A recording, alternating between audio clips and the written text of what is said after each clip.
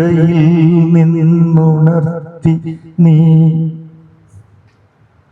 നിറമുള്ള ജീവിത പീലി തന്നു.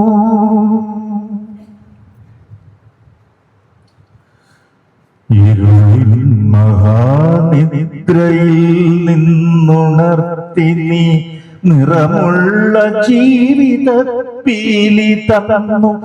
എന്റെ ചിറകിലാകാശവും നീ തന്നു. നിൻ ആത്മശിഖരത്തിലൊരു കൂടു തന്നു.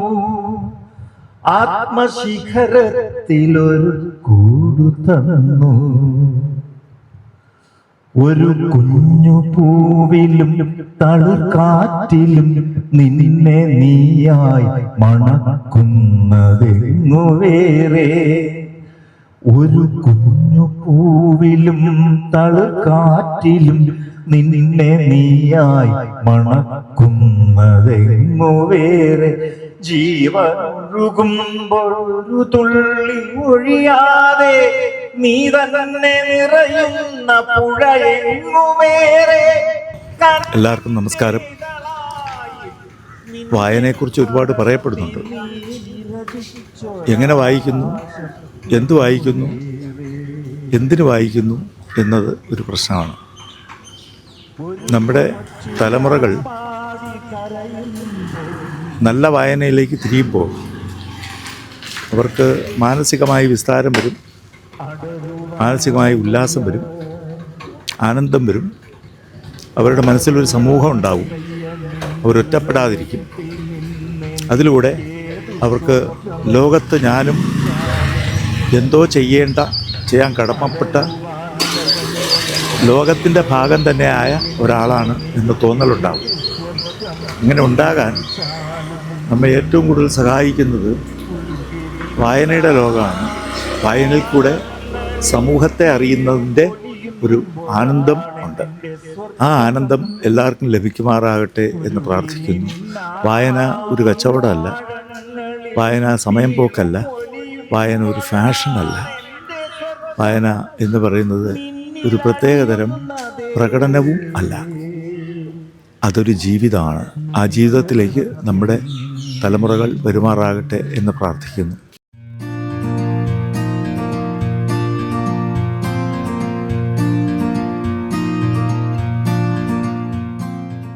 കേരളത്തിലെ ഗ്രന്ഥശാല പ്രസ്ഥാനത്തിൻ്റെ ഉപജ്ഞാതാവും പ്രചാരകനുമായ ശ്രീ PN പണിക്കരുടെ ചരമദിനമാണ് നമ്മൾ വായനാ ദിനമായി ആചരിക്കുന്നത്. തിരുവനന്തപുരം മൺവിള ഭാരതീയ വിദ്യാഭവൻ സ്കൂളിലെ കുട്ടികൾ ഈ കൊല്ലത്തെ വായനാ വാരാഘോഷത്തിന് എന്തൊക്കെയാണ് ചെയ്യുന്നതെന്ന് നമുക്ക് നോക്കാം. നിങ്ങളെന്താ ചെയ്യുന്നത്? പോസ്റ്റർ ചെയ്യാണ്. ഓക്കെ, ഇവിടെ അത് തന്നെയാണ് അല്ലേ, പോസ്റ്റർ തന്നെയാണ് ചെയ്യുന്നത്. ഓക്കെ, എന്നാണ് റീഡിംഗ് ഡേ എന്ന് അറിയോ? ജൂൺ 19. ആരുടെ ഓർമ്മയ്ക്കായിട്ടാണ് ചെയ്യുന്നത് അറിയോ? PN പണിക്കരല്ലേ. Okay okay. മോൻ്റെ പേരെന്താണ്? നവനീത്. മോൻ ഏത് ക്ലാസ്സിലാണ് പഠിക്കുന്നത്? 7ാം ക്ലാസ്. ഇപ്പോൾ ഏത് ബുക്കാണ് നോക്കുന്നത്? ശ്രീ അയ്യപ്പ പണിക്കരുടെ കാടെവിടെ മക്കളെ. ഇഷ്ടമാണോ അത്? വായിച്ചിട്ടുണ്ടോ? അപ്പോൾ അതിൻ്റെ ഒരു 4 വരി പാടാമോ നമ്മൾ പ്രേക്ഷകർക്ക് വേണ്ടി? ഓക്കെ. അപ്പോൾ നവനീത് കാടിൻ്റെ മക്കള് നമുക്ക് വേണ്ടി ചൊല്ലിയാണേ. കാടെവിടെ മക്കളെ, മേടെവിടെ മക്കളെ, കാട്ടുപുൽത്തകിടിയുടെ വേരെവിടെ മക്കളെ, കാട്ടുപൂഞ്ചോലയുടെ കുളിരെവിടെ മക്കളെ, കാറ്റുകൾ പുലർന്ന പൂങ്കാവെവിടെ മക്കളെ. ഇതിൻ്റെ കവിത എങ്ങനെയുണ്ടായിരുന്നു? അടിപൊളിയല്ലേ? നമുക്ക് അടുത്ത് മോളെടുത്ത് വാ. നമ്മുടെ പേരെന്താണ്? കൃഷ്ണ. ഇപ്പോൾ മോളിപ്പോൾ ഏത് ബുക്കാണ് നോക്കുന്നത്? ചങ്ങമ്പുഴയുടെ ഗ്രാമഭംഗി എന്ന ബുക്കാണ്. ഓക്കെ, അത് ചൊല്ലാനറിയോ? മലരാണിക്കാടുകൾ തിങ്ങി വിങ്ങി മരതക കാന്തിയിൽ മുങ്ങി മുങ്ങി കരളും മിഴിയും കവന്നു മിന്നി കരയറ്റൊരലസിൽ ഗ്രാമഭംഗി.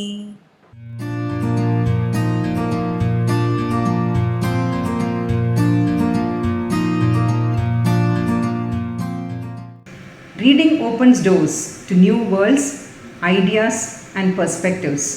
It fosters critical thinking, creativity, and empathy. Through reading, we gain knowledge, wisdom, and a deeper understanding of ourselves and the world around us. Let us encourage our children to develop a love for reading, to explore diverse genres, and to cultivate a habit that will enrich their lives. I urge our teachers to continue inspiring and guiding our children on this journey of discovery. Together, let us create a culture of reading that empowers our students to succeed and make a positive impact in the world. Happy Reading Day to all of you. Thank you. മോളുടെ പേരെന്താണ്? കീർത്തന, കീർത്തന. വേദ, വേദ, Raghav. Raghav. Okay, നിങ്ങൾ reading ഡേയിൽ എന്താണ് ചെയ്യാൻ പോകുന്നത്? ഞങ്ങൾ story weaving എന്ന് പറഞ്ഞൊരു സാധനം ചെയ്യാൻ സ്റ്റോറി പോകുന്നത്. വീവിംഗ്. എന്താണ് ഈ story weaving? It means constructing a story among people. As one person says a sentence, the other has to complete it as if it was a story, which ends up weaving a story together. Can you show that? How? In the town of Medford, twins were born at a hospital, but during birth they get separated due to some chaos. The sister ends up going back to her biological parents while the brother gets adopted and lives with his adoptive parents. As they grew up, they went to the same school and they grew close together. As they grew closer, the girl's parents invited the boy over for dinner at their house during Christmas. And as the boy rolled up his sleeve to start eating his food, the family noticed a familiar birthmark on his forearm and they grew suspicious. So the family decides to question the boy about his birthday. But since the adoptive parents gave the birthday of the day he was adopted, there was a difference in the birthday, so their hopes died down. As their hopes died down, the family started talking more. And as they started talking, the family grew more suspicious as this boy was a lot familiar to their daughter than they thought. And they told the boy that something was on their hair and took a strand out of his hair and decided to do a DNA test. The DNA test came back positive, stating that the boy was indeed their biological son. This is an example of what story weaving means, but there is more examples that we can do. അടിപൊളിയാണ് ഇത് live story making അല്ലേ? That's the thing, live. Hi, മോൻ്റെ പേരെന്താണ്? Aham Sanjayah. ഓ, സംസ്കൃതം കിട്ടില്ല, എനിക്കും അറിയാം കേട്ടോ. തവ നാമ കിം? Aham Ritvikaha. വാ, ഗ്രേറ്റ്. നിങ്ങൾ എന്താണ് ഈ റീഡിംഗ് ഡേയിൽ ചെയ്യാൻ പോകുന്നത്? Vayam Slokayam Gayagah. മനസ്സിലായല്ലോ, അവരൊരു സംസ്കൃതത്തിലൊരു ശ്ലോകം ചെല്ലാൻ പോവുകയാണ്. Shanno Mitra Shanvarunah Shanno Bhavatvaryama Shanna Indro Brihaspatihi Shanno Vishnurukramah Namo Brahmane Namaste Vayu Tvameva Pratyasham Brahmasi Tvameva Pratyasham Brahma Vadishyami Vridam Vadishyami Satyam Vadishyami Tanmamavadu Tadbhaktaramavadu Avaduvam Avaduvaktaram Om Shanti Shanti Shantihi.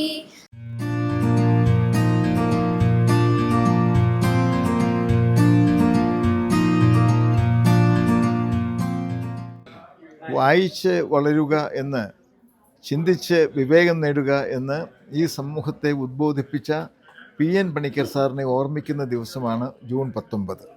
കേരളത്തെ സംബന്ധിച്ചിടത്തോളം, മലയാളികളെ സംബന്ധിച്ചിടത്തോളം June 19 വായന ദിനം ആയിട്ട് ആചരിച്ചു പോന്നു. ഇപ്പോൾ ഈ ഒരു മാസം വായനാ മാസം ആയിട്ട് ആഘോഷിക്കുന്ന ഒരവസ്ഥയിലേക്ക് എത്തുകയാണ്.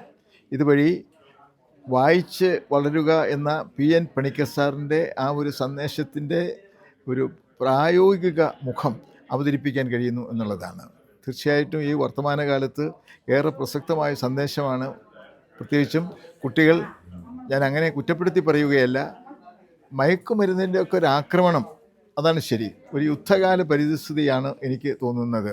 നമ്മുടെ കുട്ടികൾ നേരിടുന്ന ഇത്ര ക്രൂരമായ മയക്കുമരുന്നുകളുടെ ഒക്കെ ഒരു സ്വാധീന വലയത്തിലേക്ക് നമ്മുടെ കുഞ്ഞുങ്ങൾ വഴുതിപ്പോകുന്ന അപകടകരമായ വർത്തമാനകാലത്ത് അതിനുള്ളൊരു പ്രതിവിധി എന്ത് എന്ന് ചോദിച്ചാൽ ഞാൻ ഉറപ്പിച്ചു പറയും, സാഹിത്യവും കലയും ഒക്കെ, അല്ലെങ്കിൽ നമ്മുടെ കലാപരമായ പ്രവർത്തനങ്ങളും സാഹിത്യ ജീവിതവും ഒക്കെ കുട്ടികളെ നേർവഴിയിലേക്ക് കൊണ്ടുവരുന്നതിന് സഹായകമായിരിക്കുമെന്നാണ് എനിക്ക് തോന്നുന്നത്. അതുകൊണ്ട് ഈ ഒരു സന്ദേശത്തിന് ഈ പ്രത്യേക കാലഘട്ടത്തിൽ വായനാ ദിനത്തിന് മുൻപെങ്ങുമില്ലാത്ത ഒരു സവിശേഷത ഉണ്ട് എന്നുള്ളത് നാം തിരിച്ചറിയുകയും വായനയെ പ്രോത്സാഹിപ്പിക്കാൻ നല്ല പുസ്തകം ഉണ്ടാവണം, അത് കുട്ടികളുടെ കൈകളിൽ എത്തിക്കാനുള്ള അവസരങ്ങൾ ധാരാളമായിട്ട് സൃഷ്ടിക്കപ്പെടണം എന്ന് ഞാൻ ആഗ്രഹിക്കുന്നു. എല്ലാവർക്കും ഈ ഒരു സന്ദർഭത്തിൽ വായനാ ദിനത്തിൻ്റെ ആശംസകൾ ഹൃദയപൂർവ്വം ഞാൻ അർപ്പിക്കുന്നു. മൻഹ ഫാത്തിമ. മോൾ എന്താ ചെയ്യുന്നത്? റീഡിംഗ് ഡേക്ക് വേണ്ടി എന്തെങ്കിലും ചെയ്യുന്നുണ്ടോ? റീഡിംഗ് ഡേക്ക് വേണ്ടി ഹിന്ദി സ്പീച്ച് പ്രിപ്പയർ ചെയ്ത. നമുക്ക് വേണ്ടി ഒന്ന് വായിക്കാമോ? नमस्ते। आज यानी 19 जून को पूरे भारत में राष्ट्रीय पठन दिवस के रूप में मनाया जा रहा है। यह दिन केरल के श्री पीएन पणिक्कर के सम्मान में मनाया जाता है। श्री पीएन पणिक्कर को केरल के लाइब्रेरी मूवमेंट का जनक कहा जाता है, क्योंकि केरल में पढ़ने की संस्कृति उन्होंने ही विकसित की। केरल में राष्ट्रीय पठन दिवस के मौके पर केवल एक दिन का समारोह नहीं होता, बल्कि पूरे हफ्ते तमाम तरह के छोटे बड़े समारोह होते हैं। यह केरल राज्य में पढ़ाने के महत्व को विभिन्न कार्यक्रमों के माध्यम से उजागर करता है।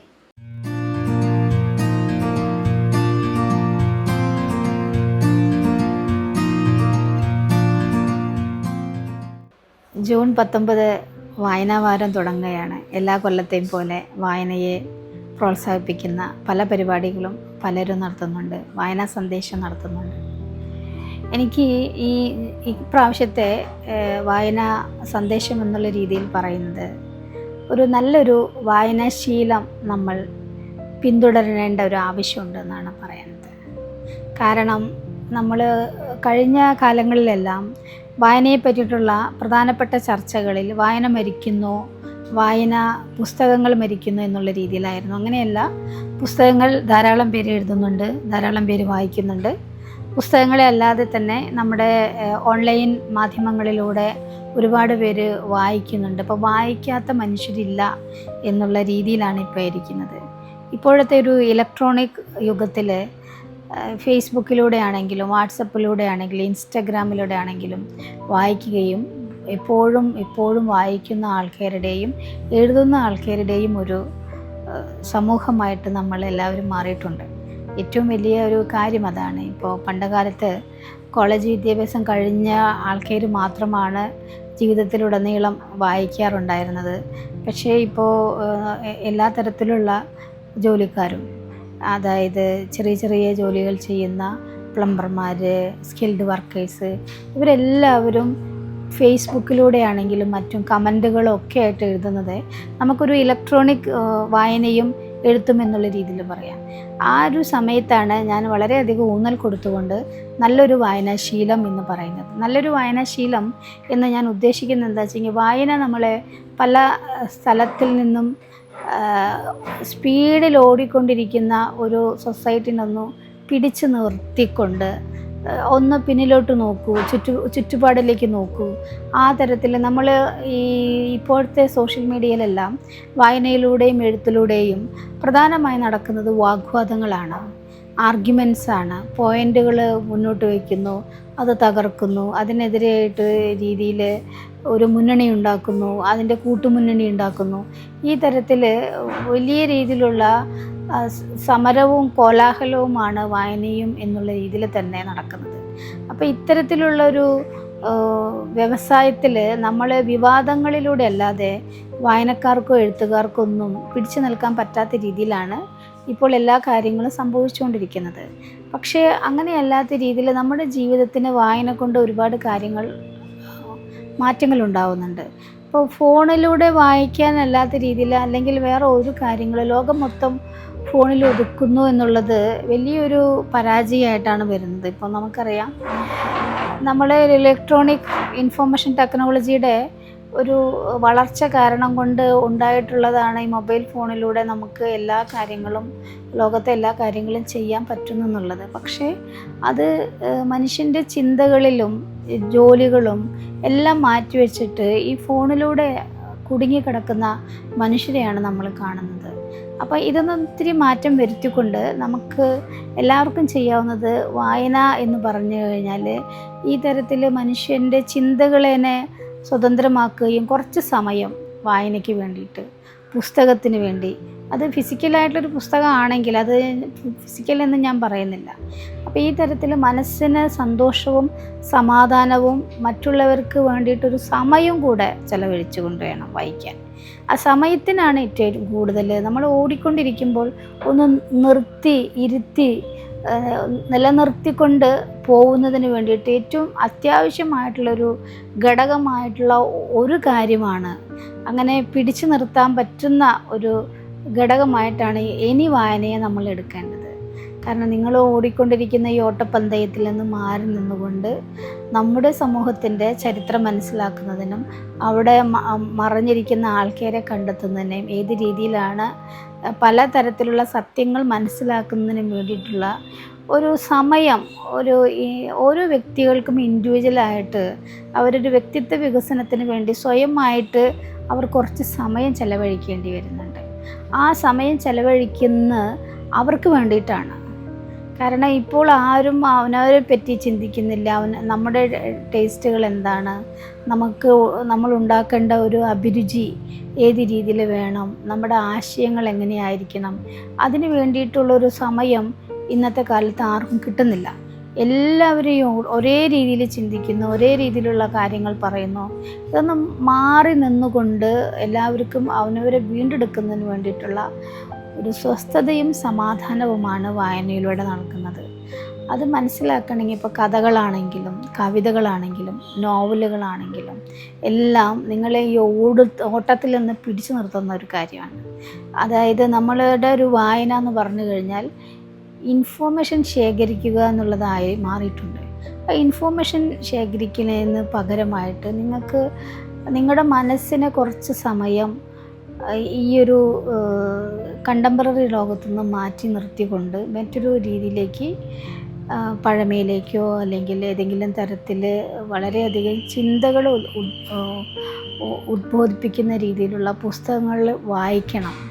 എന്ത് വായിക്കണം എന്നുള്ളതല്ല, എപ്പോൾ വായിക്കണം എന്നുള്ളതല്ല, എങ്ങനെയാണെങ്കിലും നമ്മൾ നല്ല രീതിയിലുള്ള, അത് ഒരിക്കലും ഞാൻ ഏതെങ്കിലും തരത്തിലുള്ളൊരു കഥ എന്താ പറയുക, നമ്മളിപ്പോൾ എന്തെങ്കിലും ഒരു ഗുണപാഠമുള്ള കഥകൾ എന്നുള്ള രീതിയിലല്ല പറയുന്നത്. മനസ്സിനെ സ്വസ്ഥമാക്കാനായിട്ട്, സമാധാനമാക്കുന്നതിനായിട്ട്, പ്രകൃതിയെ മനസ്സിലാക്കുന്നതിന് വേണ്ടിയിട്ട്, അതിന് വേണ്ടിയിട്ട് നമ്മൾ ചെലവഴിക്കുന്ന സമയം പോലെ തന്നെയാണ് ഒരു പുസ്തകത്തിന് വേണ്ടി നമ്മൾ അതിന് വേണ്ടി ചിലവാക്കുന്ന സമയം. അപ്പോൾ അങ്ങനെയുള്ള രീതിയിൽ സമയം ചിലവാക്കാനായിട്ട് പറ്റട്ടെ, അങ്ങനത്തെ കാര്യങ്ങൾ നടക്കട്ടെ എന്ന് മാത്രം പറഞ്ഞുകൊണ്ട് ഞാനൊരു വായന സന്ദേശം ഇപ്രാവശ്യത്തെ ജൂൺ 19 വരുമ്പോൾ ഒരാഴ്ചക്കാലം മലയാളത്തിലെ ക്ലാസിക് നോവലുകളെല്ലാം നമ്മുടെ മഹാനായിട്ടുള്ള എഴുത്തുകാരുണ്ട്, അവരുടെ പുസ്തകങ്ങളെല്ലാം എല്ലാവരും വായിക്കുക. കുട്ടികളും മുതിർന്നവരെല്ലാവരും വായിച്ചുകൊണ്ട്, ഒരിക്കൽ വായിച്ച പുസ്തകങ്ങൾ പിന്നെയും വായിച്ചുകൊണ്ട് നിങ്ങളുടെ ദിവസം മാറട്ടെ എന്ന് ഞാൻ ആശംസിക്കുന്നു.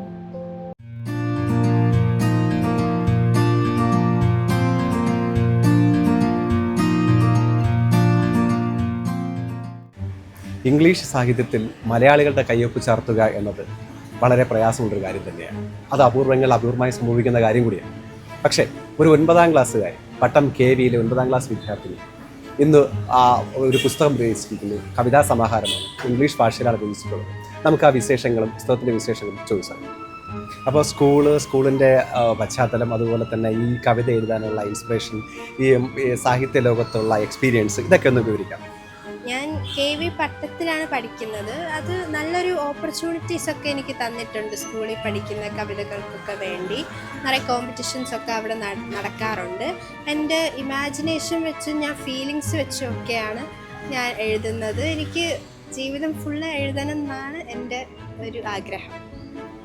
അപ്പോൾ ഇത് 2ാമത്തെ കവിതയാണ് അല്ലേ? അപ്പോൾ ആദ്യത്തെ കവിത അത് സൃഷ്ടിച്ചത് എങ്ങനെയാണ്, അതിൻ്റെ ആ ഒരു രീതി ഒന്ന് പറയാമോ? എന്ത് ഒരു ഇൻസ്പിറേഷനിലാണ് അത് തുടങ്ങിയത്? എനിക്കാണെങ്കിൽ ഞാൻ നിറയെ കവിതകൾ വായിക്കുമായിരുന്നു. ഞാൻ 4 വയസ്സ് തൊട്ട് ഞാൻ കവിതകൾ വായിക്കാൻ തുടങ്ങിയായിരുന്നു. അപ്പോൾ അതൊക്കെ കണ്ടിട്ട് ഞാൻ ചുമ്മാ ചെറുതായിട്ട് ആണ് ഫസ്റ്റ് ബുക്ക് ഞാൻ എഴുതിയത്, എല്ലാ കവിതകളും. അത് കഴിഞ്ഞിട്ട് ഞാൻ ചിലവരുടെ കാണിച്ചപ്പോഴാണ് അവർ പറഞ്ഞത് ഇതൊരു പുസ്തകമായിട്ട് പബ്ലിഷ് ചെയ്യാനുള്ള ഓപ്പർച്യൂണിറ്റി കിട്ടുമെന്ന്. അതുകൊണ്ടാണ്. എത്ര കവിതകൾ ചേർന്നതാണ് ഈ ഒരു പുസ്തകം? ഈ ഇപ്പോഴത്തെ 2ാമത്തെ പുസ്തകത്തിൽ 99 കവിതകളുണ്ട്. പൂർണ്ണ പബ്ലിക്കേഷനാണ് ഇത് പ്രസിദ്ധീകരിച്ചിരിക്കുന്നത്. അങ്ങനെയാണ് അവരുമായി ഇടപെടാനുള്ള കാരണം, അതിൻ്റെ ഒരു രീതി എങ്ങനെയായിരുന്നു? നമ്മളാണെങ്കിൽ നിറയെ പേര് പൂർണ്ണ സജസ്റ്റ് ചെയ്തായിരുന്നു, അതുകൊണ്ടാണ് നമ്മൾ പൂർണ്ണ പബ്ലിക്കേഷൻസ് വെച്ച്. ഇഷ്ടപ്പെട്ട ഇപ്പോൾ മലയാള സാഹിത്യം അത് വായിക്കണം, മലയാള കവിതകൾ അതൊക്കെ ആകർഷിക്കാറുണ്ട്? ഇല്ല, ഞാൻ മലയാള സാഹിത്യം വായിക്കാറില്ല. അപ്പോൾ ഇഷ്ടപ്പെട്ട എഴുത്തുകാരി ആരാണ്? ഇഷ്ടപ്പെട്ട എഴുത്തുകാരി എന്ന് പറഞ്ഞാൽ എനിക്ക് ഞാൻ നോവലുകൾ വായിക്കാറുണ്ട്. ഞാൻ ആഗത്ത ക്രിസ്റ്റി വായിക്കാറുണ്ട്. പിന്നെ ഞാൻ ഖലീൽ ജിബ്രാനൊക്കെ വായിക്കാറുണ്ട്. അപ്പോൾ ഒരു കവിതയാണോ മേഖല, അതോ പിന്നീട് അങ്ങോട്ട് കഥകൾ അല്ലെങ്കിൽ ചെറുകഥകൾ, നോവലുകൾ അങ്ങനെയുള്ളതിലോട്ട് ശ്രദ്ധ തിരിക്കണം എന്നുള്ള ആഗ്രഹമുണ്ടോ, അതോ കവിത മാത്രം നിലനിർത്തിക്കൊണ്ട് പോകണമെന്നാണോ ഇഷ്ടം? എനിക്ക് ആഗ്രഹമുണ്ട് അങ്ങനെയൊക്കെ എഴുതാനുണ്ടെന്ന്. പക്ഷെ ഇപ്പം ഞാൻ കവിതകൾ മാത്രമേ എഴുതാറുള്ളൂ. ഇന്ന് ഇവിടെ വെച്ച് മോളുടെ രണ്ടാമത്തെ പുസ്തകം പ്രകാശകർമ്മം നടക്കുകയാണ്. അപ്പോൾ സാധാരണയായി ഇന്നത്തെ കാലത്ത് മോഡേൺ യുഗത്തിൽ ന്യൂ ജനറേഷനെല്ലാം ആശ്രയിക്കുന്നത് ഓൺലൈനെയാണ്. ഇപ്പോൾ ഓൺലൈൻ പുസ്തകങ്ങൾ, ആമസോൺ ബുക്സൊക്കെയാണ് ഇപ്പോൾ ആൾക്കാരെല്ലാം വായിക്കാനായിട്ട് ഉപയോഗിക്കുന്നത്. അപ്പോൾ ഈ ഒരു സാഹചര്യത്തിൽ ഈ ഓൺലൈൻ വായനയും ഈ പുസ്തകത്തിൽ നിന്ന് കിട്ടുന്ന വായനയും തമ്മിലുള്ള വ്യത്യാസം അതെങ്ങനെയാണ് ഫീൽ ചെയ്യുന്നത്? എനിക്കെപ്പോഴും പ്രിഫർ ചെയ്യുന്ന ഫിസിക്കലായിട്ടുള്ള ബുക്സാണ് എൻ്റെ പേഴ്സണലായിട്ടുള്ള പ്രിഫറൻസ്. പക്ഷേ എനിക്ക് തോന്നുന്നു ഓൺലൈൻ വായന അത്രയും എന്നുവെച്ചാൽ നല്ല സാധനമാണ്. ബിക്കോസ് എല്ലാവർക്കും എഴുതാനുള്ള ആക്സസിബിലിറ്റിയും കിട്ടും, അത് മാത്രമല്ല വായിക്കാനുള്ള ആക്സസിബിലിറ്റിയും കിട്ടും. ഫിസിക്കൽ ബുക്സ് ആണെങ്കിൽ ഓബ്വിയസ്ലി പൈസയും കൊടുക്കണം. പക്ഷേ എനിക്ക് തോന്നുന്ന ആൾക്കാരിപ്പോൾ അത്രയ്ക്ക് ലൈബ്രറിയിലൊന്നും പോകാറില്ല. അതൊരു നല്ല സാധനമാണ്, ലൈബ്രറിയിലൊക്കെ പോകുന്ന ആൾക്കാർ തുടങ്ങണം. അതായത് വായന, നമ്മുടെ ഇന്നത്തെ തലമുറ വായനയെ മറന്നു തുടങ്ങിയിരിക്കുന്നു എന്ന അഭിപ്രായത്തോട് യോജിക്കുന്നുണ്ട്? ഉണ്ട്. അപ്പോൾ ഇപ്പം ഒരു 99 കവിതകളുണ്ട് അല്ലേ? ഈ കവിതകൾ ഏതെങ്കിലും ഒരു കവിത, എല്ലാ കവിതകളും ഇഷ്ടം തന്നെയാണ്, നമ്മുടെ രചനകളെല്ലാം ഇഷ്ടം തന്നെയാണ്, അതിൽ ഏറ്റവും ഇഷ്ടപ്പെട്ട അല്ലെങ്കിൽ അതിൽ ഏതെങ്കിലും ഒരു കവിത കുറച്ചൊന്ന്? ഞാനൊരു ലൈൻ വായിക്കാം. ആ ബുക്കിൻ്റെ കവർ പേജിൽ ഇട്ടേക്കുന്ന ലൈനാണ്: less like A poem, more like A confession. ഞാൻ ഹൃദയത്തിൽ മനസ്സിലുള്ള എല്ലാം ഞാൻ എഴുതാൻ നോക്കും. അതുകൊണ്ടാണ് ഞാൻ ഈ ഒരു ഫുള്ള് ബുക്കെന്ന് പറഞ്ഞ ഒരു കൺഫെഷൻ പോലാണ്. പട്ടം KVയിലാണ് പഠിക്കുന്നത്. അപ്പോൾ ഈ ഒരു മേഖലയിലേക്ക് വന്നപ്പോൾ അധ്യാപകരുടെ ഭാഗത്ത് നിന്ന് സപ്പോർട്ട് ഉണ്ടായിട്ടുണ്ടോ? അതെങ്ങനെയാണ് അവരുടെ സപ്പോർട്ട് ഉണ്ടായിട്ടുണ്ടോ? അതിനെക്കുറിച്ച് വിവരിക്കാം. നിറയെ അധ്യാപകർ എന്നെ സപ്പോർട്ട് ചെയ്തിട്ടുണ്ട്. ജീവിതകാലം എൻ്റെ കൂടെ ഇരിക്കുന്ന ഇൻഫർമേഷനൊക്കെ നിറയെ പേര് എനിക്ക് തന്നിട്ടുണ്ട്. ചില അധ്യാപകരുണ്ട്, നിമ്മി മാം എന്ന് പറയുന്ന ഒരു ടീച്ചറുണ്ട്, എനിക്ക് ഭയങ്കര ഇഷ്ടമാണ്. എന്നെ ലാസ്റ്റ് വർഷം പഠിപ്പിച്ചതാണ്. എന്നെ നിറയെ ഇൻഫർമേഷൻ തന്നിട്ടുണ്ട്. അപ്പോൾ സ്കൂളിൽ തന്നെ താരമായിട്ടാണ്. അപ്പോൾ കൂട്ടുകാരുടെ ഇടയിൽ എങ്ങനെയാണ്? എനിക്ക് നല്ല കൂട്ടുകാരാണ് സ്കൂളിൽ. അവരൊക്കെ എന്നെ ഭയങ്കരമായിട്ട് സപ്പോർട്ട് ചെയ്യും. കവിത എഴുതുന്നതിൽ ഭയങ്കരമായിട്ട് അവർ പ്രൗഡാണ്. അപ്പോൾ ഈ സ്കൂളിലെ മത്സരങ്ങളിലൊക്കെ പങ്കെടുക്കാറുണ്ടോ? അങ്ങനെ സമ്മാനങ്ങൾ നേടിയിട്ടുണ്ടോ? അത്തരത്തിലുള്ള ഒരു മത്സര കവിതകൾ ആ പാറ്റേണിലോട്ട് മാറിയിട്ടുണ്ടോ? എനിക്ക് കോമ്പറ്റീഷനിലൊക്കെ ചേരണം എന്നുണ്ട്. പക്ഷേ ഞാൻ ഇതുവരെ അങ്ങനെ ചേർന്നിട്ടില്ല. പോയട്രി കോമ്പറ്റീഷൻസിൽ സ്കൂളിൽ ചേർന്നിട്ടില്ല. ഒരു വരി പോലും മൂളാത്ത പാട്ട്, ഒരു വരി പോലും എഴുതാത്ത കവിത. കവിതയുടെ സൗന്ദര്യം അതാണ് എന്ന് പറയുന്നത്.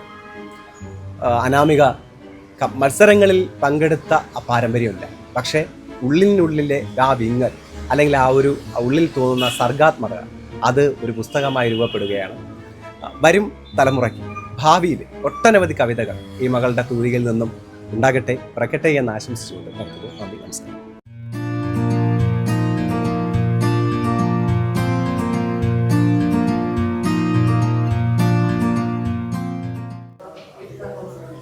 പുസ്തകങ്ങൾ എനിക്ക് ജീവവായു പോലെയാണ്.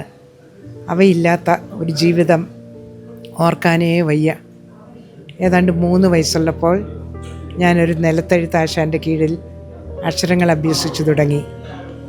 അപ്പോൾ അന്ന് മുതൽക്ക് അക്ഷരങ്ങളൊക്കെ കൂട്ടിച്ചേർത്ത് വായിച്ചു തുടങ്ങിയതാണ്. കയ്യിൽ കിട്ടുന്നത് എന്തും ആർത്തിയോടെ വായിക്കുമായിരുന്നു.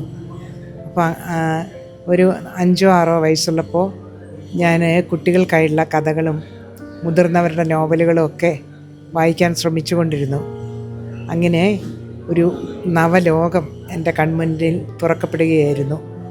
എത്രയോ ദേശങ്ങൾ, മനുഷ്യർ, വ്യത്യസ്തമായ പുഴകൾ, ആകാശം, ഗിരിനിരകൾ, അതൊക്കെയും ഒരു ചിത്രപുസ്തകത്തിൽ എന്നതുപോലെ എൻ്റെ മുന്നിലേക്ക് വിടർന്നു വന്നു. വായനയാണ് എന്നെ ഇന്നത്തെ ഞാനാക്കിയത്. ശരിക്കും പറഞ്ഞാൽ വായന നമുക്ക് നമ്മുടെ ജീവിതത്തിൽ പുതിയ പുതിയ ചക്രവാളങ്ങൾ തുറന്നു തരികയാണ്. ഞാൻ ഏറ്റവും കൂടുതൽ വായിക്കാൻ ഇഷ്ടപ്പെടുന്നത് ആദ്യകാലത്ത് നോവലുകളായിരുന്നു. പിന്നീടത് ജീവചരിത്രങ്ങളും ആത്മകഥകളുമായി മാറി. ഞാൻ ഓർക്കും, മഹത്തുക്കളായ കലാകാരന്മാരുടെയും ചിന്തകരുടെയും സാമൂഹ്യ പ്രവർത്തകരുടെയും ഒക്കെ ജീവിത ചരിത്രങ്ങൾ നമ്മൾ വായിക്കുമ്പോൾ എന്തെല്ലാം പാഠങ്ങളാണ് നമ്മൾ ഉൾക്കൊള്ളുന്നത്, എന്തെല്ലാം പുതിയ വെളിപാടുകളാണ് നമുക്ക് അവയിലൂടെ പകർന്നു കിട്ടുന്നത്. ഒരു മനുഷ്യൻ 60-70 വർഷം കൊണ്ട് ആർജിച്ച അറിവുകളും പാഠങ്ങളുമൊക്കെയും ഒരു 2 മണിക്കൂർ വായന കൊണ്ട് നമ്മൾ ആ പുസ്തകത്തിലൂടെ സ്വാംശീകരിക്കുകയാണ്. എനിക്ക് പുതിയ തലമുറയോട് പറയാനുള്ളത്, നിങ്ങൾ വായിക്കുക, വായിച്ചു വളരുക. വായന നിങ്ങളുടെ ജീവിതത്തെ അർത്ഥപൂർണ്ണമാക്കും.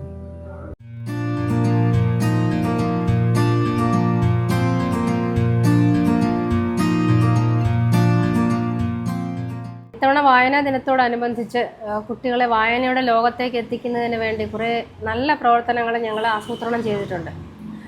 കുട്ടികളുടെ കവിതാ പാരായണം, അതേപോലെ സാഹിത്യകാരന്മാരെ പരിചയപ്പെടൽ, സംവാദം, സാഹിത്യകാരന്മാരുമായിട്ടുള്ള സംവാദം, ചർച്ച, പോസ്റ്റർ നിർമ്മാണം, ചിത്രരചന, അങ്ങനെ കുറേ പ്രവർത്തനങ്ങൾ ആസൂത്രണം ചെയ്തിട്ടുണ്ട്. അതുപോലെ കുട്ടികളുടെ കഥ, കവിത, നിരൂപണം എന്നിവയെല്ലാം ഉൾപ്പെടുത്തി ഒരു പതിപ്പ് തയ്യാറാക്കലും ഇതോടനുബന്ധിച്ച് ചെയ്യുന്നുണ്ട്. കൂടാതെ ഞങ്ങൾക്കിവിടെ നല്ലൊരു ലൈബ്രറി ഉണ്ട്. ആ ലൈബ്രറി കുട്ടികൾക്ക് ഉപയോഗിക്കത്തക്ക രീതിയിൽ ഞങ്ങൾ നല്ലതായിട്ട് സെറ്റ് ചെയ്തിട്ടുണ്ട്. അതിനകത്ത് കുട്ടികൾക്ക് തന്നെ പോയി പുസ്തകങ്ങൾ എടുത്ത് അവർക്ക് ഇഷ്ടമുള്ള പുസ്തകങ്ങൾ എടുത്ത് വായിക്കത്തക്ക രീതിയിൽ ലൈബ്രറി സെറ്റ് ചെയ്തിട്ടുണ്ട്.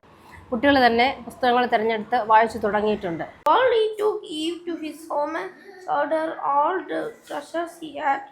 വായനയുടെ ലോകത്തേക്ക് എത്തിക്കുന്നതിന് വേണ്ടിയുള്ള നല്ല ഒരു പ്രയത്നം ഈ വർഷത്തെ വായന മാസാചരണത്തോടനുബന്ധിച്ച് ഞങ്ങൾ ചെയ്യാൻ തീരുമാനിച്ചിട്ടുണ്ട്.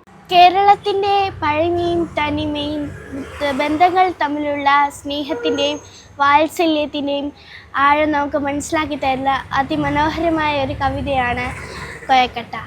ഈ മനോഹരമായ ഈ കവിത എഴുതിയത് ദിവാകരൻ വിഷ്ണുമംഗലമാണ്.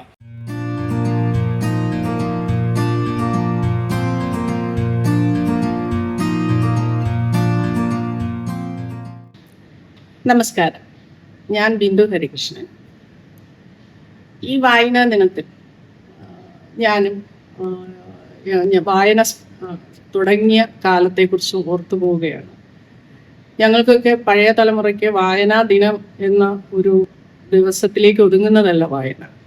വളരെ എപ്പോഴും നീണ്ടു നിൽക്കുന്ന, എന്നാൽ അത്ര തീവ്രമായിട്ട് ചെറുപ്പകാലങ്ങളിൽ വായിച്ചതുപോലെ ഇപ്പോൾ എത്തുന്നില്ല. എന്നാലും വായന ഞങ്ങൾക്ക് ഇന്ന് ജീവനാന്തം നിലനിൽക്കുന്ന ഒന്ന് തന്നെയാണ്. ആ വായനയെ ഇഷ്ടപ്പെടുന്നത് കൊണ്ട് തന്നെ അതൊന്നുകൊണ്ട് മാത്രം ഞാൻ ചെറിയ ചെറിയ എഴുത്തുകളിലേക്ക് വന്ന ഒരാളാണ്. ഞാൻ എങ്ങനെയാണോ വായിക്കാൻ ഇഷ്ടപ്പെടുന്നത് ആ രീതിയിലാണ് എൻ്റെ ഓരോ രചനയും ഞാനും നിർവഹിച്ചിരിക്കുന്നത്. 2 നോവലുകളും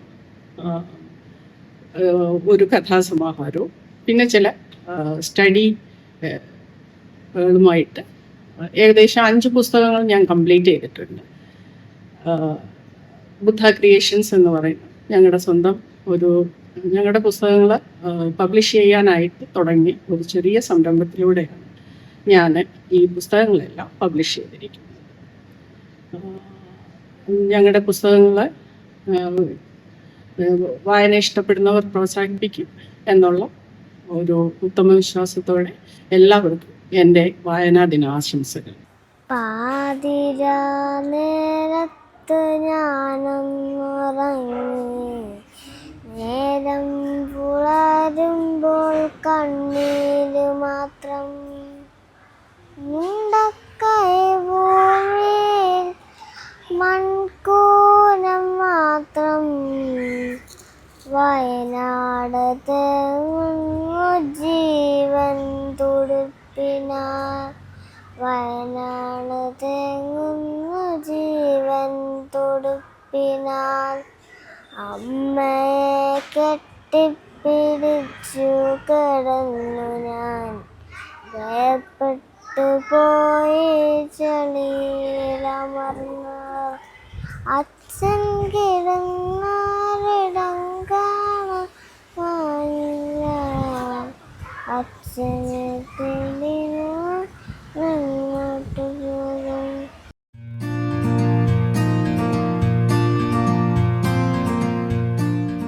വായനാ ദിനത്തിന് എൻ്റെ ആശംസകൾ.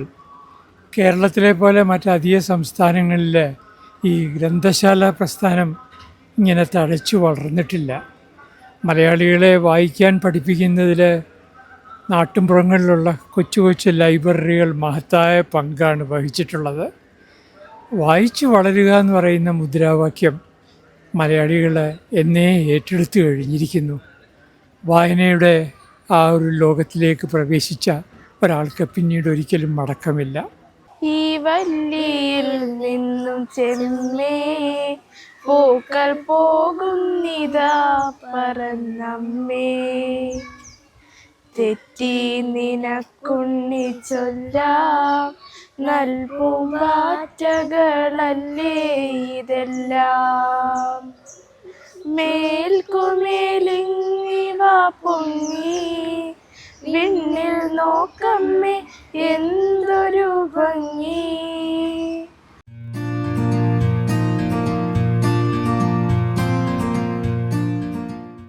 വായനയുടെ ഒരു പുതുപിറവിയാണ് ഇപ്പോൾ ഉണ്ടായിക്കൊണ്ടിരിക്കുന്നത്. ഈ വായനാ വാരാഘോഷത്തോട് അനുബന്ധിച്ച് വായനയെപ്പറ്റി ഒരു എഴുത്തുകാരൻ എന്ന നിലയിൽ, ഒരു പുസ്തക പ്രസാധകൻ എന്ന നിലയിൽ ഞാൻ സംസാരിക്കുമ്പോൾ പ്രധാനമായും വായന ഇന്ന് വളരെ പോഷിച്ചുകൊണ്ടിരിക്കുകയാണ്. പുതിയ തലമുറ വായിക്കുന്നില്ല എന്നാണ് പുതിയ പരാതിയെങ്കിൽ വളരെ ചെറിയ 1-2 കോഴിക്കോടുള്ള പ്രസാധകരുടെ പുസ്തകങ്ങൾക്ക് വേണ്ടി വളരെ ആളുകൾ, യുവാക്കൾ, പ്രത്യേകിച്ച് 10-24 വയസ്സായ ആണും പെണ്ണും ഈ വായനയ്ക്ക് വേണ്ടി, ഇത് വായിക്കാൻ വേണ്ടി കൗതുകം പുലർത്തിക്കൊണ്ട് പുസ്തകശാലയിൽ വരുന്ന ഒരു കാഴ്ച കാണും. ഇത് പണ്ട് ഒന്നും ഇല്ലാത്തൊരു കാര്യമാണ്. ഈ വായനയുടെ പ്രത്യേകതയെപ്പറ്റി ആലോചിച്ച് ഇവരെന്തുകൊണ്ടാണ് വായിക്കുന്നതെന്ന് വെച്ചാൽ, മറ്റു കാര്യങ്ങളെല്ലാം അവർക്ക് വിരക്തി ഉണ്ടായതിന് ശേഷം ഈ പുസ്തകം തന്നെ എടുത്ത് വായിക്കുക എന്ന ഒരു തോന്നലേക്കാണ് വന്നിരിക്കുന്നത്. അത് നമ്മുടെ ബുദ്ധിയും അതുപോലെ ശക്തിയും ഒക്കെ വർദ്ധിച്ചു കൊണ്ടിരിക്കുമ്പോൾ അവരുടെ മനസ്സിന് ഒരു ആഹാരമെന്ന നിലയിൽ, മാനസിക ഉല്ലാസം എന്ന നിലയിൽ വായനയെ കാണുന്നവരാണ് കൂടുതൽ. വായനയുടെ ആത്യന്തികമായ ലക്ഷ്യം തന്നെ വിജ്ഞാനം ഉദിപ്പിക്കുകയല്ല, വിവേകം ഉദിപ്പിക്കുക എന്നുള്ളതാണ്. വിജ്ഞാനത്തിന് വേണ്ടി ധാരാളം മാധ്യമങ്ങൾ ഇപ്പോൾ തന്നെ ഉണ്ട്. സോഷ്യൽ മീഡിയ, അതുപോലെ തന്നെ TV, ഇങ്ങനെയുള്ള മാധ്യമങ്ങളിലൂടെ ലോകത്ത് എവിടെ എന്ത് നടന്നാലും ആ സമയം വിരൽത്തുമ്പിൽ അറിയാൻ പറ്റുന്ന ഒരവസ്ഥയുണ്ട്. അതുകൊണ്ട് വിജ്ഞാനത്തിനല്ല പ്രാധാന്യമുള്ളത്, വിവേകത്തിനാണ്. വിവേകമുണ്ടാകുന്നത് സർഗാത്മകമായ കൃതികൾ വായിക്കുമ്പോൾ, നല്ല കഥ വായിക്കുമ്പോഴും, നല്ല കവിത വായിക്കുമ്പോഴും, നല്ല നോവൽ വായിക്കുമ്പോഴും, ഉത്കൃഷ്ടമായ സിനിമകൾ കാണുമ്പോഴും ഒക്കെ ഉണ്ടാകുന്ന മനുഷ്യനെ മനുഷ്യനാക്കുന്ന വിവേകമുണ്ട്. ആ വിവേകം ഉണർത്തുന്നതാണ് ഈ വായനാ ദിനത്തിൻ്റെ സന്ദേശമായി എനിക്ക് പറയാനുള്ളത്. കാരണം വിവേകശാലിയായ മനുഷ്യർ ഒരിക്കലും അക്രമത്തിലേക്കും അങ്ങനെയുള്ള കുൽസിത പ്രവർത്തനങ്ങളിലേക്കും പോവുകയില്ല. നല്ല വായനക്കാർ, നല്ല ആസ്വാദകർ ഒരിക്കലും അങ്ങനെ ക്ഷുദ്രപ്രവർത്തികളിൽ ഏർപ്പെടുന്ന കാഴ്ച നമുക്ക് കാണാൻ കഴിയുകയില്ല. കാരണം അതിൻ്റെ ശൂന്യതയാണ്. വായിക്കാത്ത ഒരു മാനസികാവസ്ഥയിൽ നിന്നാണ് ക്ഷുദ്ര വാസനകളുമൊക്കെ ഉദിക്കുന്നത്. ഒരിക്കലും വിവേകമുള്ള മനുഷ്യർ മനുഷ്യരായി തന്നെ നിലനിൽക്കും. അങ്ങനെ വിവേകശാലിത്വമുള്ള മനുഷ്യരെ ഉണ്ടാക്കുന്നതിനാണ് വായന ഉപകരിക്കുന്നത്. എല്ലാ ദിവസവും 2 മണിക്കൂർ വായിക്കുക, 1 മണിക്കൂർ വായിക്കുക. ജീവിതത്തിൽ തിരക്കിൻ്റെ ഇടയിൽ കിട്ടുന്ന സമയമുണ്ട്. ആ വായനയിലേക്ക് വീണ് കഴിഞ്ഞാൽ ജീവിതം സ്വച്ഛന്തമായി ഒഴുകുന്ന ഒരു പുഴ പോലെ മനോഹരമായ പ്രതീക്ഷകളുമായി ജീവിക്കാൻ കഴിയും. ശുഭാപ്തി വിശ്വാസത്തോടു കൂടി. മരണചിന്ത അവർക്കുണ്ടാവില്ല. അതുമാത്രം നിരാശ ഉണ്ടാവില്ല. ഒരു പുസ്തകത്തിൻ്റെ ചിറകിലേറി ഭാവനയുടെ ലോകത്തേക്ക് അവർക്ക് ചെല്ലാൻ കഴിയും. അതുകൊണ്ട് വായനയിൽ വിമുഖതയുള്ള ആളുകൾ ഒരു പുസ്തകമെടുത്ത് വായിക്കാൻ ഇന്നു മുതൽക്ക് തുടങ്ങുക. നിങ്ങൾക്ക് പുതിയൊരു ലോകം, പുതിയൊരു സാമ്രാജ്യം നിങ്ങളെ തന്നെ നവീകരിക്കുന്ന വിധത്തിലേക്കായിരിക്കും അത് പോകുന്നത്. പണ്ട് ഈ ഗാന്ധിജി ഒരു പുസ്തകം വായിച്ച് പരിവർത്തനം കൊണ്ടത് ഒരു തീവണ്ടി യാത്രയിൽ ഗാന്ധിജിക്ക് ഒരു പുസ്തകം കിട്ടുന്നു. തിരിച്ചു വന്നപ്പോൾ മറ്റൊരു ഗാന്ധിയായിട്ടാണ് ഈ റെയിൽവേ സ്റ്റേഷൻ വിടുന്നത്. അങ്ങനെയൊക്കെയുള്ള ഈ പല ആളുകളുടെയും ടേണിംഗ് പോയിൻറ്റ്സ് ആയിട്ട് ഇത് വരാറുണ്ട് വായനയുടെ പ്രത്യേകത. പിന്നെ ഈ ഓൺലൈൻ വായന, അതുപോലെ തന്നെ വായനയ്ക്ക് വിവിധ രീതിയിലാണ്. കടലാസ് മറിച്ച് തന്നെ വായിക്കണമെന്നില്ല, അത് പല വിധത്തിൽ വായിക്കുന്ന ഒരു സ്വഭാവമാണ്. ഈ ബുക്കുകളുടെ കാലമാണ്. കമ്പ്യൂട്ടറിൽ കൂടെ വായിക്കാം, മൊബൈലിൽ കൂടെ വായിക്കാം, ആവശ്യമുള്ള അക്ഷരത്തിൽ വായിക്കാം, വലുതും ചെറുതുമൊക്കെയായി വായിക്കാം. വായനയെ എപ്പോഴും ഈ സോഷ്യൽ മീഡിയ ഉൾപ്പെടെയുള്ള കാര്യങ്ങൾ, മാധ്യമങ്ങൾ പ്രോത്സാഹിപ്പിക്കുകയാണ് ചെയ്യുന്നത്. വായനയുടെ ശതമാനത്തെ തോത് ഇരട്ടിയാക്കുകയാണ് ചെയ്യുന്നത്. ചില പുസ്തകങ്ങൾക്ക് ഈ കഥാപ്രസംഗ രൂപത്തിലുള്ള പരസ്യം പോലും വരുന്നുണ്ട്. ഇപ്പോൾ വാട്സപ്പിൽ കൂടെയും അതുപോലെ ഇൻസ്റ്റാഗ്രാമിൽ കൂടെയും ഒക്കെ ചില പുസ്തകങ്ങളുടെ പരസ്യം കൊണ്ട് യഥാർത്ഥത്തിൽ പുസ്തകം മേടിക്കുവാൻ പുസ്തകശാലയിലേക്ക് തള്ളാണ്. ഏറ്റവും പ്രിയപ്പെട്ട എന്നോട് എന്ന് പറഞ്ഞ് ചെറിയൊരു പബ്ലിഷർ ഇറക്കിയ ഒരു പുസ്തകമാണ്. എന്തുമാത്രം കോപ്പിയാണ് പോയത്. റാം കെ റോഹാനന്ദി പോലെയുള്ള പുസ്തകങ്ങൾ ലക്ഷക്കണക്കിനാണ് 6 മാസം കൊണ്ട് വിറ്റഴിഞ്ഞത് എന്ന കാര്യം അടിവരയിട്ട് പറയണം. ഇത് സോഷ്യൽ മീഡിയ ഉണ്ടാക്കിയ ഒരു ഇമ്പാക്റ്റാണ്. കാരണം അതിലൂടെ ഈ പരസ്യങ്ങൾ, ഈ പുസ്തകങ്ങൾക്കുണ്ടായ പരസ്യം ഒരിക്കലും ഓൺലൈൻ അതുപോലെ സോഷ്യൽ മീഡിയ പുസ്തകങ്ങളുടെ വായനയെ പ്രൊമോട്ട് ചെയ്യുകയാണ് ചെയ്യുന്നത്. അതുപോലെ തന്നെ ധാരാളം നേരിട്ട് പുസ്തകം ഇറക്കാതെ ഏജൻസികൾ വഴി ഓൺലൈനിൽ കൂടെ അതിൻ്റെ ബുക്കിംഗ് വരുന്നു, അവർക്ക് പുസ്തകം അയച്ചു കൊടുക്കുന്നത്. എനിക്ക് തോന്നുന്നു ഒരു ദിവസം ഒരു 100ഓളം ഇങ്ങനെയുള്ള ഏജൻസിയുടെ പ്രതിനിധികൾ ഇവിടെ വന്ന് പുസ്തകങ്ങൾ കളക്ട് ചെയ്ത് കൊണ്ടുപോകുന്നത് കാണാം.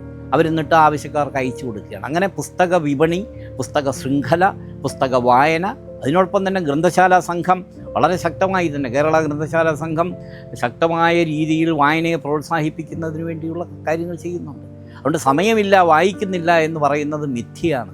ഇന്നൊരു പുസ്തകം, ഒരു പുതിയ ഒരു എഴുത്തുകാരൻ്റെ പുസ്തകം 25,000 കോപ്പിയാണ് ആദ്യത്തെ എഡിഷൻ ഇറക്കിയത്. അത് 1 മാസം കൊണ്ട് വിൽക്കുകയും രണ്ടാമത്തെ എഡിഷൻ 15,000 കോപ്പി. പ്രത്യേകിച്ച് ആ പുസ്തകത്തിൻ്റെ പേര് പറഞ്ഞ് ആ എഴുത്തുകാരനൊരു പബ്ലിസിറ്റി ഉണ്ടാക്കുന്നത് യഥാർത്ഥത്തിൽ നടന്ന കാര്യമാണ്. ഇങ്ങനെ പുസ്തകം അച്ചടിക്കുന്നതിൽ വളരെ കൂടുതൽ അച്ചടിക്കപ്പെടുന്നു, വായിക്കപ്പെടുന്നു. പുസ്തകങ്ങൾ പല ആളുകളും വായിക്കാത്ത പലരെയും ഇവിടെ കാണുന്നുണ്ട്. കാരണം യുവാക്കളായിട്ടുള്ള എഴുത്തുകാർ വന്ന് പുസ്തകം മേടിച്ചുകൊണ്ട് പോകുന്ന ഒരു കാഴ്ച പുസ്തകശാലയുടെ ഉടമ എന്ന നിലയിൽ, പുസ്തകശാലയിൽ നിൽക്കുന്ന ആളെന്നുള്ള നിലയിൽ ഞാൻ എല്ലാ ദിവസവും കാണുന്നതാണ്. ഒരു പ്രത്യേക രീതിയിലുള്ള വായന, കൂടുതൽ വായിക്കുന്ന സ്വഭാവം ഇന്ന് വർദ്ധിച്ചു. പക്ഷേ ഗൗരവതരമായ വായനയ്ക്ക് ആൾ എപ്പോഴും കുറവാണ്. പണ്ടും അത് തന്നെ, ഇന്നും അത് തന്നെയാണ്. ഗൗരവതരമായ വായന കുറയുകയും ഈസി റീഡിങ്, പെട്ടെന്ന് വായിച്ച് പൾപ്പ് റീഡിങ്ങിൻ്റെ ശതമാനം കൂടുകയും ചെയ്തുകൊണ്ടിരിക്കുന്ന ഒരു കാഴ്ചയാണ് ഈ വായനാ ദിനത്തിൽ വരുന്നത്. എല്ലാ തരത്തിലുള്ള വായനയും വായനാ ദിനത്തിൽ പ്രോത്സാഹിക്കപ്പെടേണ്ടതാണ്.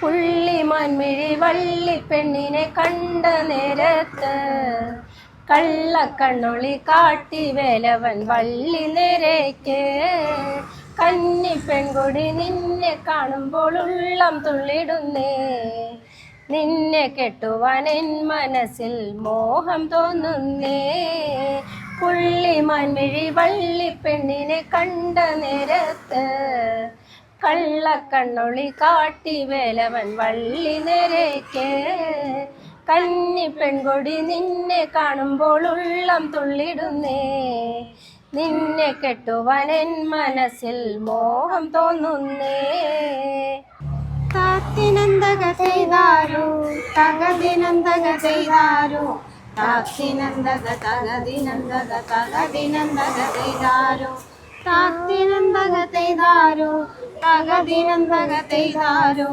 താത്തിനന്തക തകദിനന്തക തകദിനന്തക ചെയ്താരു ആ ഏ ഓ ആ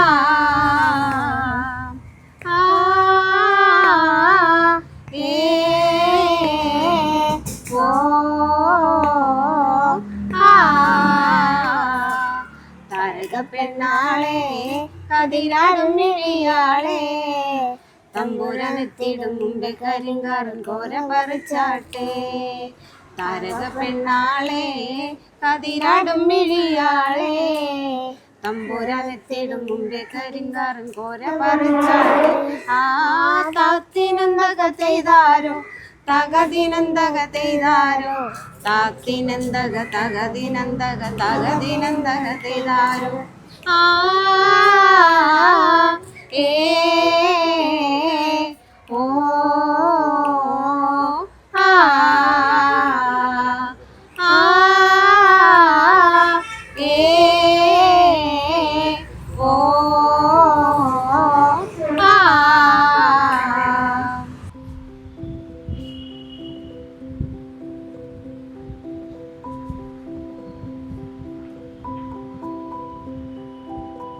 തിരുവനന്തപുരത്ത് ഒരു കോഫിയും കുടിച്ച് നമുക്ക് ഇഷ്ടമുള്ള പുസ്തകം വായിച്ചിരിക്കാൻ ഒരു നല്ലൊരിടം.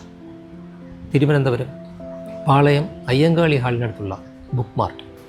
വായനാ ലോകം ഇഷ്ടമുള്ളവർക്ക് എപ്പോഴും വന്നിരിക്കാവുന്ന ഒരിടം. അതിൻ്റെ വിശേഷങ്ങളുമായി ഇവിടുത്തെ ബുക്സ് ഫുള്ളും നമ്മളിവിടെ സെയിൽസിനാണ് വെച്ചിട്ടുള്ളത്. അതിനോടൊപ്പം നമുക്ക് റീഡിങ്ങിനായിട്ടുള്ള സൗകര്യവും ഇവിടെ ഒരുക്കപ്പെടുന്നു. അതിനിടയ്ക്ക് നമുക്ക് ടീയും കോഫിയും ഡ്രിങ്ക്സ് ഐറ്റംസും ഇവിടെ അവൈലബിൾ ആയിരിക്കും. നമ്മളിപ്പോൾ പർച്ചേസിനാണ് വരുന്നതെങ്കിൽ മലയാളം ബുക്സിനും ഇംഗ്ലീഷിനും ഡിസ്കൗണ്ട്സും കാര്യങ്ങളൊക്കെ ഉണ്ടാവും. ഇപ്പോൾ മലയാളം ബുക്സാണ് മേടിക്കുന്നതെങ്കിൽ മലയാളം ബുക്സിന് 20 to 30%, ഇംഗ്ലീഷിനാണെങ്കിൽ 10 to 15% ഡിസ്കൗണ്ട് ഉണ്ടായതായിരിക്കും. ദെൻ അഡീഷണൽ ആയിട്ടുള്ള ചാർജസ്, പേയ്മെൻറ്റ്, മെമ്പർഷിപ്പ് പോലത്തെ കാര്യങ്ങളൊന്നും ഇവിടെ വരുന്നില്ല. എത്ര ടൈം വേണമെങ്കിലും നമുക്കിവിടെ സ്പെൻഡ് ചെയ്യാം. രാവിലെ 9 തൊട്ട് രാത്രി 9 വരെ ആയിരിക്കും ഇവിടെ പ്രവർത്തനമായിട്ട് വരുന്നത്.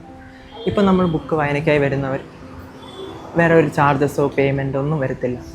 അതുമല്ലാതെ ഈ ഒരു സ്ഥാപനം തുടങ്ങിയിട്ട് ജൂൺ 19 ആകുമ്പോൾ 1 ഇയർ തികയും.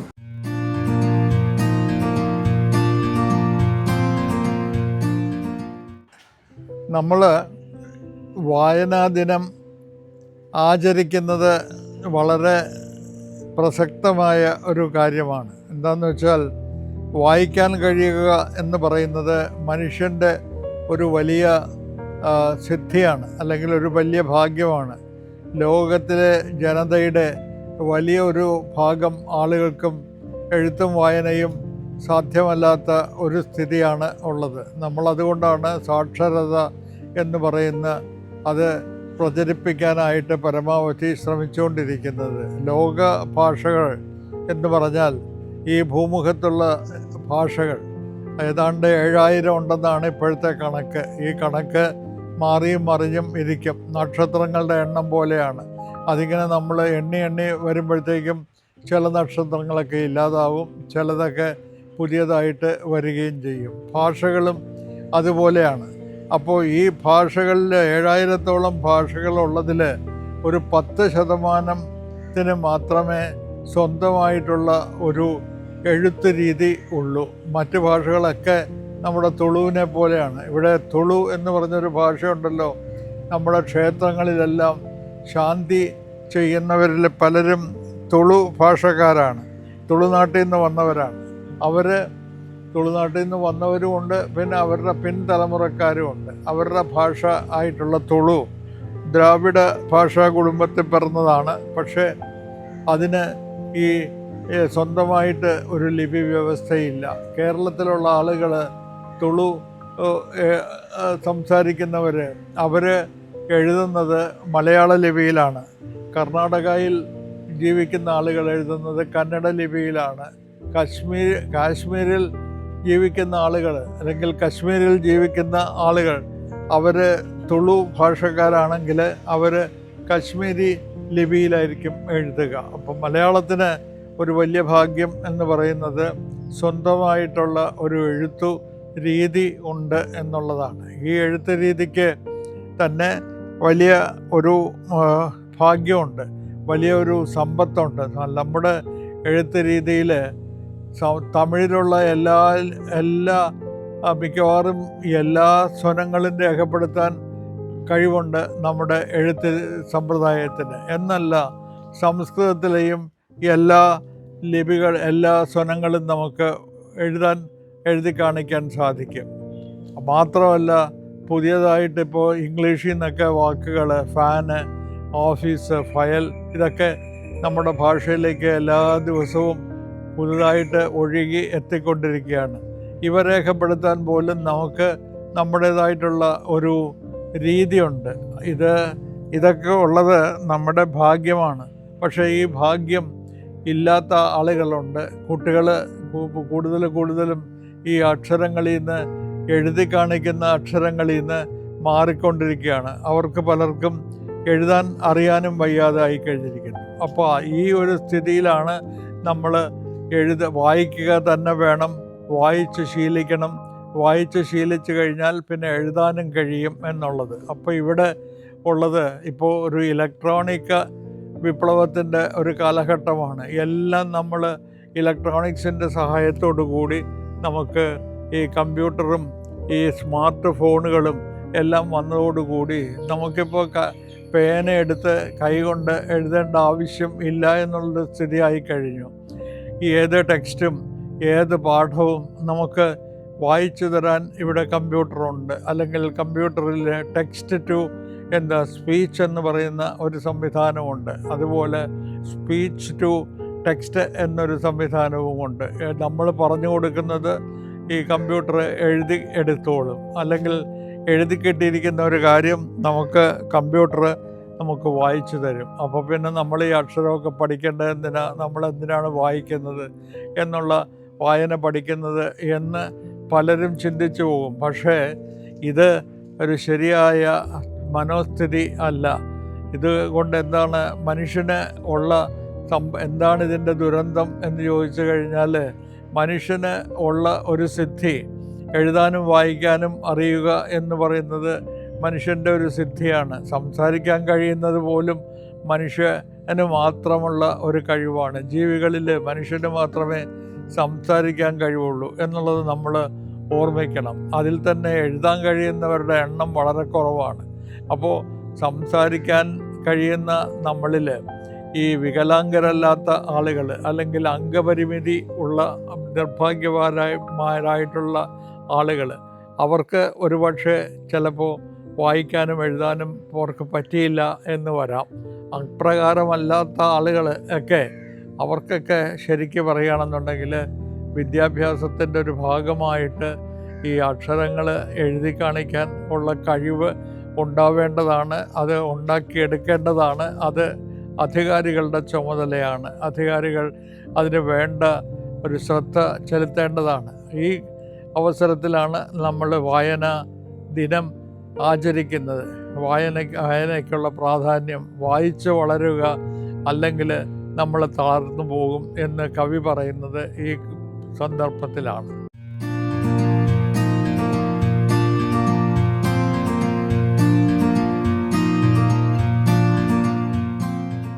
എല്ലാവർക്കും നമസ്കാരം. ആദ്യമേ തന്നെ എല്ലാ പ്രിയപ്പെട്ടവർക്കും വായന വാര ആശംസകൾ. കുഞ്ഞുണ്ണി മാഷ് പറഞ്ഞതുപോലെ വായിച്ചാലും വളരും, വായിച്ചില്ലെങ്കിലും വളരും. അതിനി ബാക്കി ഞാൻ പറയാതെ തന്നെ എല്ലാവർക്കും അറിയായിരിക്കും. കാരണം ഈ വായനാ ദിനവുമായി ബന്ധപ്പെട്ട് എല്ലാവരുടെയും സ്റ്റാറ്റസുകളിലും റീൽസിലും എല്ലാം നമ്മൾ കാണുന്നതും അത് തന്നെയാണ്. പക്ഷേ എത്രത്തോളം പേർ അത് ഉൾക്കൊണ്ടിട്ടുണ്ട് എന്നുള്ളതാണ് നമ്മൾ ശ്രദ്ധിക്കേണ്ടത്. ഇപ്പോൾ സ്കൂളുകളിലൊക്കെ വായനാ വാരം ആഘോഷിക്കുന്നുണ്ട്. സ്കൂളുകളിലെ ലൈബ്രറിയിൽ നിന്ന് കുട്ടികളെല്ലാം പുസ്തകങ്ങളെടുത്ത് വായിക്കുന്നുണ്ട്. തീർച്ചയായിട്ടും അതൊരു വലിയ കാര്യം തന്നെയാണ്. നമ്മുടെ പുസ്തകമേളകളിൽ നമ്മൾ കാണുന്നൊരു കാര്യം കൂടിയാണ് ഒരുപാട് പേർ പുസ്തകങ്ങൾ വാങ്ങുന്നത്. പുസ്തകങ്ങൾ വാങ്ങിയാൽ മാത്രം പോരാ, അത് വായിക്കുകയും വേണം. അപ്പോൾ ഞാൻ ആദ്യം വായിച്ച പുസ്തകം എനിക്ക് നല്ല ഓർമ്മയുണ്ട്. അച്ഛൻ വാങ്ങിക്കൊണ്ട് തന്ന ഈസോപ്പ് കഥകളാണ്. എനിക്ക് തോന്നുന്നു ഒരു 7ാം ക്ലാസ്സിലോ മറ്റോ പഠിക്കുന്ന സമയത്താണ് ഞാൻ ആദ്യമായിട്ട് വായിച്ച ഒരു കഥാപുസ്തകം. അതിനുശേഷം തുടർച്ചയായിട്ട് വായിക്കാനുള്ളൊരു ഭാഗ്യം എനിക്കുണ്ടായി. ഏറ്റവും അവസാനം വായിച്ചത് KB ശ്രീദേവി എഴുതിയ ബോധിസത്വർ. അത് കഴിഞ്ഞ ആഴ്ചയാണ് വായിച്ചു തീർത്തത്. ഒരു നോവൽ, നല്ല മനോഹരമായൊരു നോവലാണ്. അപ്പോൾ ഇങ്ങനെ വായിച്ചത് കൊണ്ടുള്ളൊരു ഗുണം എന്താണെന്ന് വെച്ച് കഴിഞ്ഞാൽ തീർച്ചയായിട്ടും ഒരു ഒഴുക്കില്ലാതെ സംസാരിക്കാനും അതുപോലെ തന്നെ നല്ല പദസമ്പത്ത് സ്വന്തമാക്കാനും ഒക്കെ എനിക്കും ഒരു പരിധിവരെയെങ്കിലും കഴിഞ്ഞിട്ടുണ്ട് എന്ന് തന്നെയാണ് ഞാൻ വിശ്വസിക്കുന്നത്. എനിക്കും കുറച്ച് പുസ്തകങ്ങൾ എഴുതാനുള്ള ഭാഗ്യവും ഉണ്ടായി. 3 നോവലുകളും ഒരു യാത്രാ വിവരണവും എഴുതാൻ എനിക്ക് കഴിഞ്ഞു. ബുദ്ധപ്രകാശത്തിലൂടെയാണ് ഞാൻ ആദ്യമായിട്ട് എഴുതിയ പുസ്തകം. അതൊരു യാത്രാ വിവരണമായിരുന്നു. അതിനുശേഷം ഹുമയൂൺ തെരുവിലെ സാക്ഷി എന്ന് പറയുന്നൊരു നോവൽ. പിന്നീട് ഒരുപാട് വർഷത്തെ റിസർച്ച് കഴിഞ്ഞ് അവസാനം എഴുതിയ ഒരു നോവലാണ് അയ്യപ്പൻ എന്ന് പറയുന്നത്. അതൊരു ചരിത്രത്തിലുള്ള അയ്യപ്പനെ കണ്ടെത്തുന്ന ഒരു ശ്രമമായിരുന്നു. ഒരു പരിധിവരെയെങ്കിലും അത് വിജയിച്ചു എന്ന് ഞാൻ വിശ്വസിക്കുന്നു. അവസാനമായിട്ട് പുറത്തിറങ്ങിയ പുസ്തകം ഉച്ചവിളാകത്തെ ഉരുവം. അത് നമ്മുടെ തിരുവനന്തപുരത്ത് മൺമറഞ്ഞു പോയ വാക്കുകളെയൊക്കെ ഒന്ന് തിരിച്ചു പിടിക്കാനുള്ള ഒരു ശ്രമമാണ്. തിരുവനന്തപുരം ഭാഷയിലാണ് ആ നോവൽ എഴുതിയതും. കുറച്ച് പേരിലേക്കെങ്കിലും അത് എത്തിയെന്ന് വിശ്വസിക്കുന്നു. ഒരുപാട് പേര് വായിച്ച് അഭിപ്രായങ്ങൾ, വിമർശനങ്ങൾ എല്ലാം പറയുന്നതിൽ തീർച്ചയായിട്ടും സന്തോഷമുണ്ട്. ഏതൊരു എഴുത്തുകാരനെ സംബന്ധിച്ചിടത്തോളവും ഏറ്റവും വലിയ കാര്യം അയാൾ എഴുതുന്നത് വായിക്കപ്പെടുക എന്നുള്ളതാണ്. വായിക്കപ്പെടണമെങ്കിൽ തീർച്ചയായിട്ടും പുസ്തകം വായനക്കാരിലേക്ക് എത്തുകയും വേണം. അതിന് ഈ വായനാ വാരം എല്ലാവർക്കും പ്രയോജനമാകട്ടെ എന്ന് വിശ്വസിക്കുന്നു. എല്ലാ പ്രിയപ്പെട്ടവർക്കും ഒരിക്കൽ കൂടി വായനാ വാര ആശംസകൾ. വായിക്കുക, വായിക്കുക, വായിച്ചു വളരുക.